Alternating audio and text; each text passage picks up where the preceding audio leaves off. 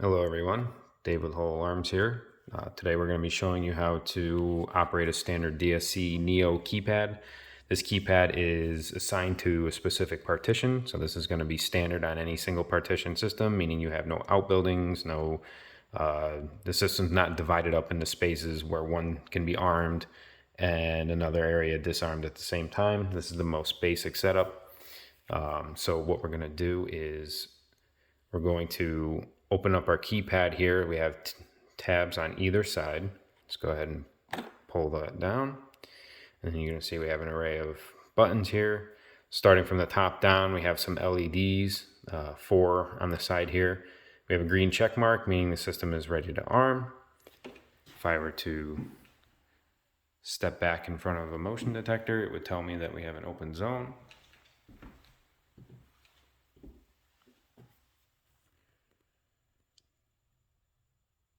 And then once that shuts off,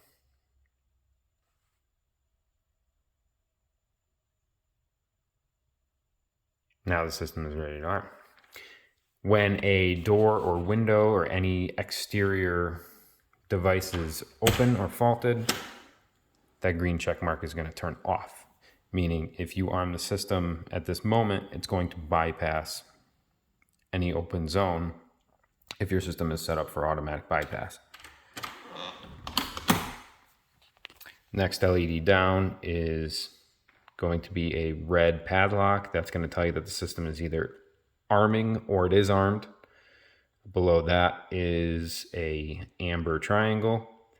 That is the system trouble light. So anytime if there's a low battery, communication failure, any kind of module tamper, that light is going to be on and the panel is going to display system trouble and give you more information, which you can read using your left and right arrows here. Then below that is your sine wave inside the circle. That means AC power is present. So if there is a power loss, this light would be off and the system would be running on battery.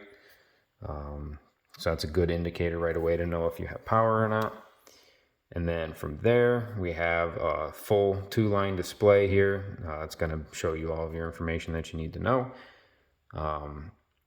From there, we have our left and right arrows. That's going to let us scroll through different options. Below that, we have some panic keys or some hotkeys. Just verify whether or not they are programmed. Every system is different depending on different customer needs. We have fire, medical emergency, or police. What you would have to do is you'd have to hold down both keys because they are separated by this little divider here to avoid accidental activation. You'd have to hold those down for a few seconds. Depending on which one, some of them are audible, meaning it will set the siren off. Some of them are not. Again, just if you want to use those keys, verify at the time of install. And on the right hand side here, we have some quick arming options. So we have our arm stay, see the little person inside the house, and an arm away is the person outside of the house. Below that is our chime feature. So you can hold that down for a few seconds and it will turn on the door chime feature, and you'll see anytime any perimeter zone, a door or window is open, this system will chime just to let you know.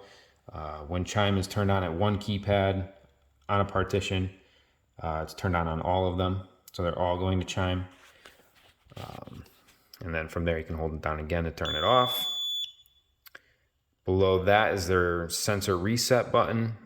If you have smoke detectors on your system, anytime the smoke detector goes into alarm, it's a 2-step process. The first step is to reset the power, so that way the smoke detector itself can reset.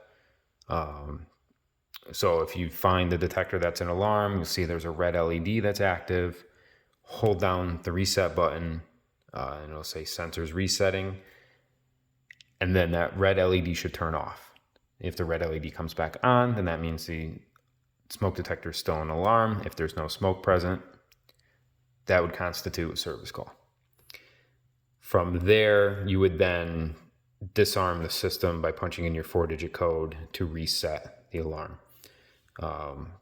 From there, we have a quick exit feature. Again, verify at the time of install whether or not that feature is activated. And then we can go into more detail from there. Inside here, we have our 10 digits, star, pound. All provide different functions. So to arm the system, the first thing we're going to do is make sure we have our green check mark.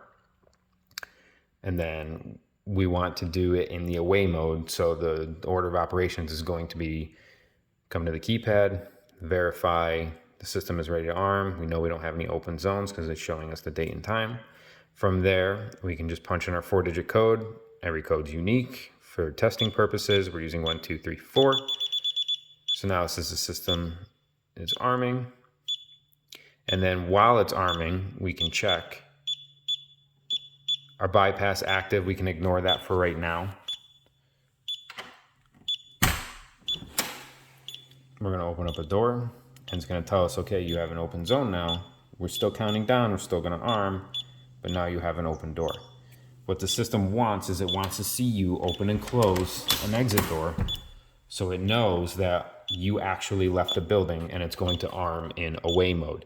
If I did not open that door, it would default into stay mode. Difference between the two: away arms all of your interior motion detectors, stay does not.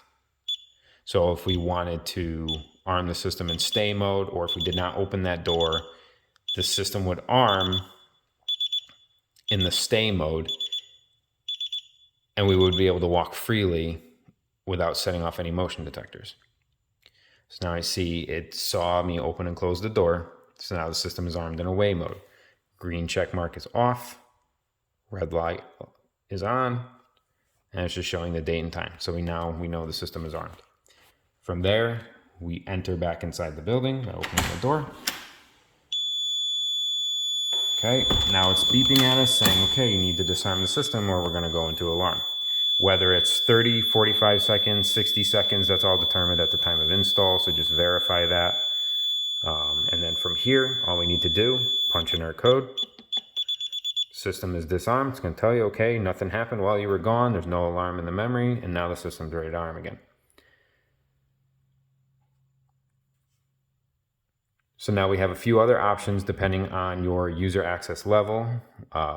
We can press star to get into the menu, and it's going to give us a few options. We can go left and right to view. So we have zone bypass. If I hit star for enter, star is enter, pound is escape. Those are two key things to remember. Anytime I'm saying, okay, I don't want to be in here anymore, just hit pound till I see that system is ready to arm.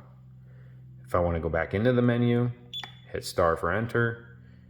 And then from there, we can use our left and right arrows to scroll. So zone bypass, system troubles, alarm memory. So system troubles, I can press star to see system troubles, say, okay, there are no troubles. And then you can see that yellow triangle flashing, just to let you know you're in the trouble menu. We don't have any. So if scrolling left and right is only going to give me the option to exit by pressing pound. So star to go back in. So let's say we want to bypass a zone. You're going to want to bypass a zone anytime you have a door is being replaced and a magnet wasn't put back. So, you put in a service call, but you still want to arm the system without worrying about that one door or a window or what have you. What we would do is we would go through, and it timed out on me. So I'll go back into the menu, star for bypass. So what I can do is I can press the left and right arrows. It's going to scroll through a list of all my zones. So I've got exterior door, interior door, and motion. So simple partition, only 3 zones. So let's say I don't know which one it is. All I know is there's a door open and I want to bypass it. I open up the door. So now it's telling me the status in the bottom right hand corner here. O for open. If I go to another door that's closed, nothing means closed and it's happy. Okay.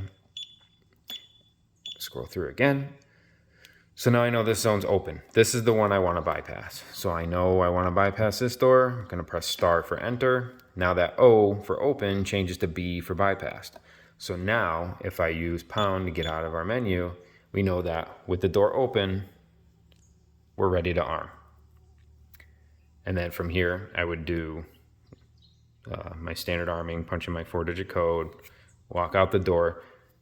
The difference is now with this door bypassed, if I were to walk out this door, the system can't see me exit. So even arming in away mode, it's going to default into the stay mode because the system couldn't see me leave because that zone was bypassed. So that's just something to keep in mind. Again, bypassing a zone is a special use case, not going to happen all the time. To remove a bypass, there's a couple ways to do it. The easiest is we arm the system. It's going to warn us that a bypass is active. And what's going to happen is, because it's not going to see us leave, it's going to default into the stay mode. Anytime the system is in the arming countdown or in the exit delay, you can punch in your code again to disarm it, to cancel the arming. So I want to do that now. System disarmed before we even armed it. Now we're back to an open zone, because what happens is every time you disarm and then disarm the system while there's a bypass, it removes that bypass. So I arm and disarm the system one time with a bypass. Now, if I wanted to bypass that door again, I would have to go back through my bypass menu and do it one more time. Go back, go to our menu. From here, you can turn on the door chime here again instead of long pressing the chime button. Access codes, this is going to be accessible for the master user only. This is where you would be able to go in and add and remove codes. You can give user labels.